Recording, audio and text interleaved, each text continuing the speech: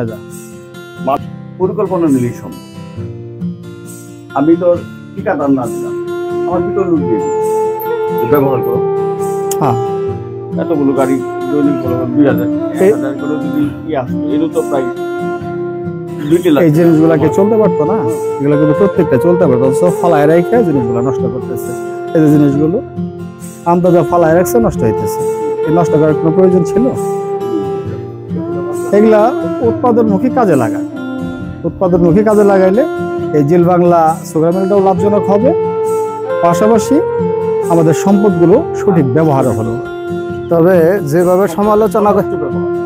যেভাবে সমালোচনা করতেছস, এর পরবর্তীতে ভিডিও যদি প্রশাসনের কাছে যায়, তাহলে আমার মনে হয় প্রশাসন কালে থেকেই রেড অ্যালার্ট জারি করে দিবে, কোনো মোবাইল নিয়ে ভিতরে ঢুকাই যাবে না।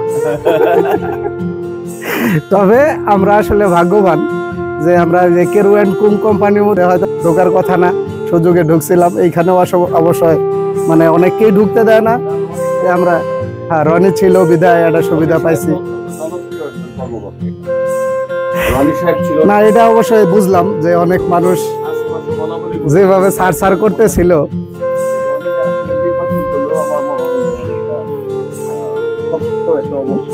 আলহামদুলিল্লাহ জনপ্রিয় বলতে সত্যিকার অর্থে আমি যে প্রতিষ্ঠানটাতে আছি, এই প্রতিষ্ঠানটাকে আমি ভালোবাসি।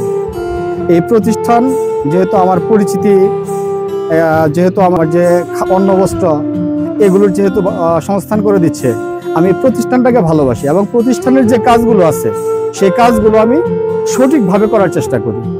এজন্যই মানুষ আমাকে ভালোবাসে।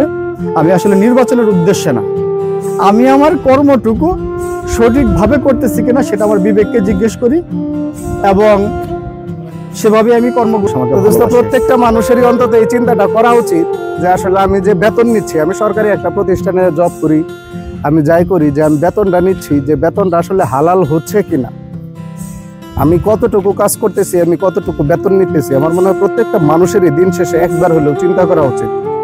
যদি আমরা প্রত্যেকে আমাদের নিজের কর্মগুলা সুন্দরভাবে করি, তাহলেই সুন্দর হবে আমাদের কর্মক্ষেত্র, সুন্দর হবে আমাদের দেশ। আমরা অনেক সময় মনে করি যে আমি ঘুষ খেলাম না, দুর্নীতি করলাম না, আমি সৎ। কিন্তু যদি আমরা ঘুষ না খেলেও যদি আমাদের দায়িত্ব থেকে আমরা কোনোভাবে এক বিন্দু কাজ কম করি, সেক্ষেত্রে আমার মনে হয় আমার টাকাটা অবৈধ হবে। 100% এটা দোস্ত আমিও একমত পোষণ করি। আসলে আমার জয়েনিং শাখা যেটা ছিল, ওই শাখাতেও সারাদিন কাজ করার পর মানে বেরোয়ার পরে মনে হইতো যে বেতনটা হালাল হইলো কিনা। আসলে কাজ খুবই কম ছিল। তো আসলে প্রত্যেকটা মানুষেরই হয়তো চিন্তা করা উচিত। হয়তো না, প্রত্যেকটা মানুষের অবশ্যই চিন্তা করা উচিত যে আমি সরকারি চাকরি করছি বা বেসরকারি চাকরি করছি বা আমি যে কোনো একটা দায়িত্বে আছি, আমাকে যে প্রতিষ্ঠান যে দায়িত্বের জন্য নিয়োজিত করেছেন, আমি ঠিক সুচারুরূপে সেটা করতে পারতেছি কিনা এটা চিন্তা করা উচিত এবং চিন্তা করে সে অনুযায়ী কাজ করা উচিত। ধন্যবাদ দোস্ত। তো অবশ্যই ভাববো আমরা কতটুকু নিচ্ছি আর কতটুকু দিচ্ছি। এদিকেও কত অব্যবহৃত গাড়ি, হ্যাঁ এদিকে দেখলাম, ওরে বাপ রে বাপ, এখানে তো সিরিয়াল অনেকগুলা, এত অব্যবহৃত গাড়ি পড়ে আছে। ওই না, ওইটা যখন প্রোডাকশনে যায় তখন শুরু করে, কিন্তু আবার তো পরে আছে। এটা হচ্ছে প্রশাসনিক ভবন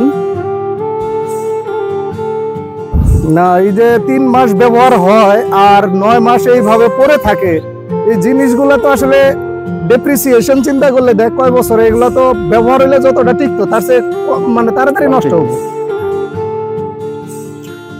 এটা ওইভাবে না করে সংরক্ষণটা আরো ভালোভাবে করলে যত নষ্ট কম। না অবশ্যই এটা দৃষ্টি দেওয়া উচিত। এত দীর্ঘ সময় পরে আছে, অনেক অব্যবহৃত, অনেক অনেক গাড়ি এইভাবে, এগুলো আখটানার গাড়ি পরে আছে। আখটা মূলত ফালাই কোনো জানোস? হ্যাঁ, এই যে এই জায়গাটাতে ফেলে। আচ্ছা, এইখান থেকে ভিতরে ঢুকতে সর্বশেষ ওই মাথায় গিয়ে চিনি বের হয়। আচ্ছা আচ্ছা। এই আগুনটা কত দে সব আখ ফালাই খালি,